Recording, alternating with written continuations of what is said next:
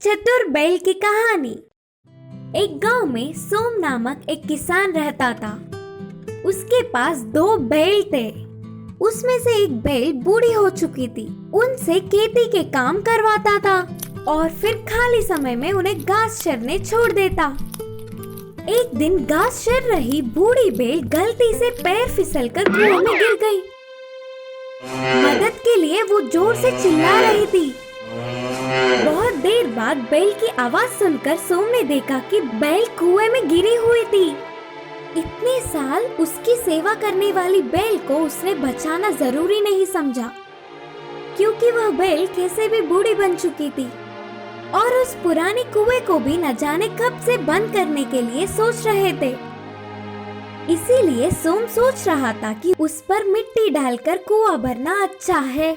कुआं बंद करने के लिए उसकी मदद करने पड़ोस गोपी को बुलाया। सोम ने फावड़ा से बैल पे मिट्टी डालना शुरू कर दिया और गोपी भी कुएं में मिट्टी डालकर उसकी मदद करने लगा। क्या हो रहा है ना समझने वाला बैल पहले जोर से चिल्लाया और फिर कुछ देर बाद चुप रह गई। बैल के चुप हो जाने से सोम ने चैन की सांस ली और तेजी से कुएं में मिट्टी डालने लगा। कुछ देर बाद फावड़ा से मिट्टी डालकर कुएं में देख सोम चौंक गया। उस पर मिट्टी गिरने के हर बार बैल मिट्टी को सिहार कर उस पर खड़े होकर ऊपर आने लगी। आखिर में कुआं भरने पर बैल ऊपर आ गई। वह देख सोम और गोपी दोनों ही आश्चर्य हो गए। अपनी गलती जानने वाला सोम, तुमने मेरी बहुत मदद की।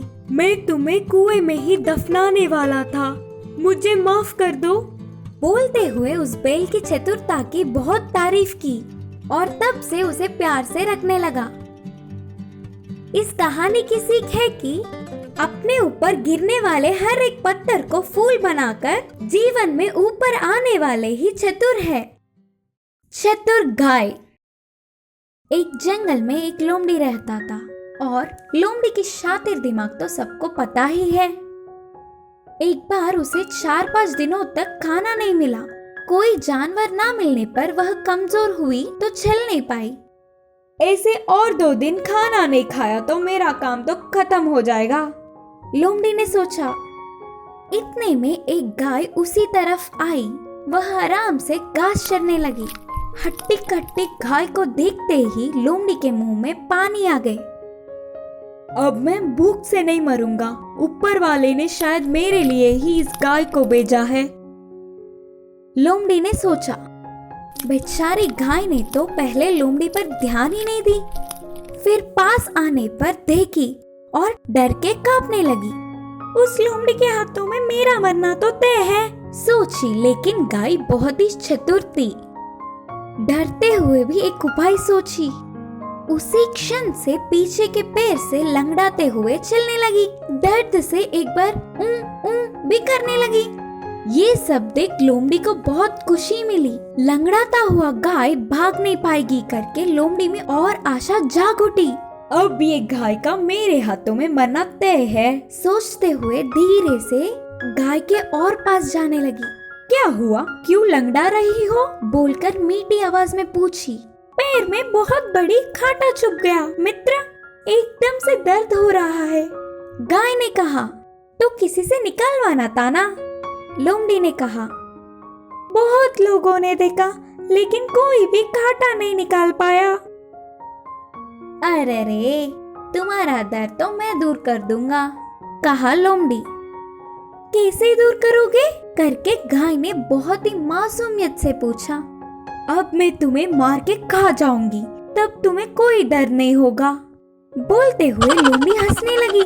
अच्छा, तो पहले एक काम करो मित्र, बोलते हुए गाय जल्दी करने लगी। वह मानने पर खुशी से लोमड़ी गाय के ऊपर आने लगी।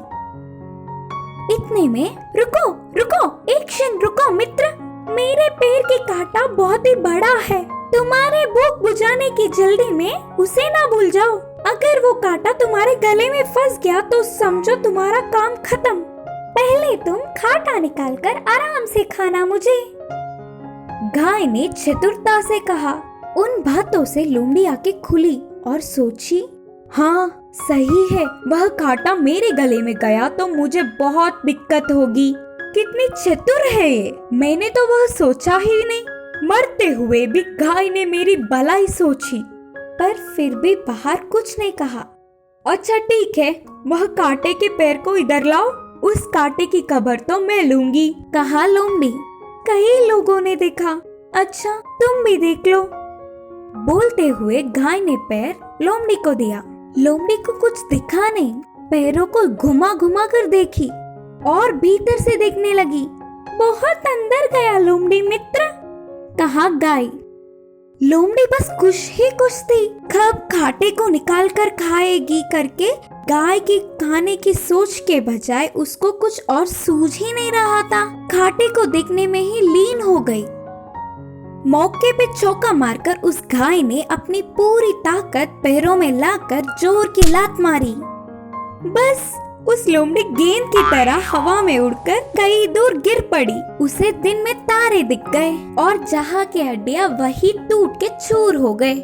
गाय को कम समझने की भूल करने पर शातिर लोमड़ी को अच्छी पाठ मिली और चतुर गाय तो एक क्षण की भी देरी ना करते हुए उधर से तेजी से भागकर उसने अपने प्राण बचा लिए। इस कहानी की सीख है कि चतुरता से कितने भी बड़े संकट से बाहर निकल सकते हैं। भेड़िया को सबक देने वाली बकरी की कहानी। एक जंगल में एक भेड़िया रहता था। वह बहुत चालाक था। कोई भी छोटा सा जानवर देखने पर भी वह उसे ना छोड़ता। किसी के भी होशियारी दिखाकर बचने की कोशिश करने वाले चाल को मात देकर उसे अपना भोजन बना लेता। उसी जंगल में एक छोटा सा घर में एक बकरी अपने 3 बच्चों के साथ रहती थी। वे सब घास चरने के लिए बाहर आने पर बकरी के बच्चों को देख वह भेड़िया के मुंह में पानी आ जाते थे। बकरी के बच्चे बहुत ही नरम हैं। माँ के ना होने के समय पर माँ के बिना मुझे किसी एक दिन अकेले मिलेंगे ही, तब लूंगा उनकी खबर। सोचकर उन बकरी के बच्चों को खाने के लिए भेड़िया अक्सर कोशिश करता था, लेकिन हमेशा माँ बकरी के पहरा देने पर उसे मौका नहीं मिलता। एक दिन खाम से माँ बकरी को बाहर जाना पड़ा था। जाते जाते, बच्चों ध्यान से सुनो, मेरे अलावा कोई भी आए तो दरवाजा मत खोलना, बोलकर सावधानियां बरतती गई। ये सब भेड़िया चुपकर देख रहा था।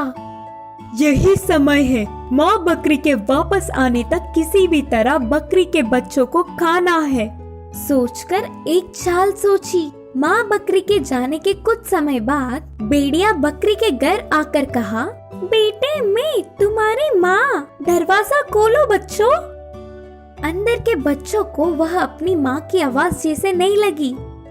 हमारी माँ की आवाज तो ऐसे नहीं होती, उन बकरी के बच्चों ने कहा और भेड़िया चला गया। कुछ देर बाद दूसरी चाल से फिर आ गया। अब बकरी के आवाज में, दरवाजा खोलो बच्चों, कहा। माँ आ गई करके दरवाजे के छेद से बच्चों ने देखा तो काले पैर दिखे। नाना तुम हमारी माँ नहीं हो, हमारी माँ के तो सफेद पैर होते हैं, उन बकरी के बच्चों ने कहा। ये तो बच्चे ही है सोचा, लेकिन ये तो मुझसे भी चतुर सोचने लगे।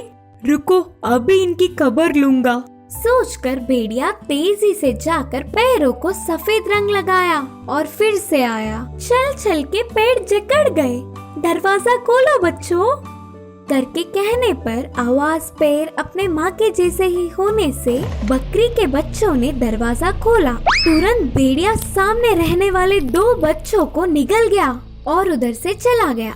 कुछ देर बाद माँ के वापस आने पर एक बच्चा ही रोता हुआ दिखा। पूरी बात जानकर माँ बकरी गुस्से में भेड़िए के गुफा के पास गई। भूख बुझाकर अच्छे से नींद में रहने वाले भेड़िया के पेट काटकर अपने बच्चों को धीरे से बाहर खींच लिया और कुछ पत्थरों को भेड़िए के पेट में डालकर फिर से टाके लगा दी। बच्चों को लेकर पास के पेड़ के पीछे चली गई। फिर कुछ देर बाद नींद से उठने वाला भेड़िया कुछ नहीं जानता था। और प्यास बुझाने के लिए नदी के पास जाकर पानी पीने के लिए झुकते ही पत्थरों के वजन से नदी में गिर के डूब गया। भेड़िए के पीछा छूटने से बकरी और उसके बच्चे बहुत ही खुश हुए। तब से वे सब जंगल में चैन से रहने लगे। इस कहानी की शिक्षा है कि हमारी दृष्टि और सोच का सीधा हम पर ही असर होता है।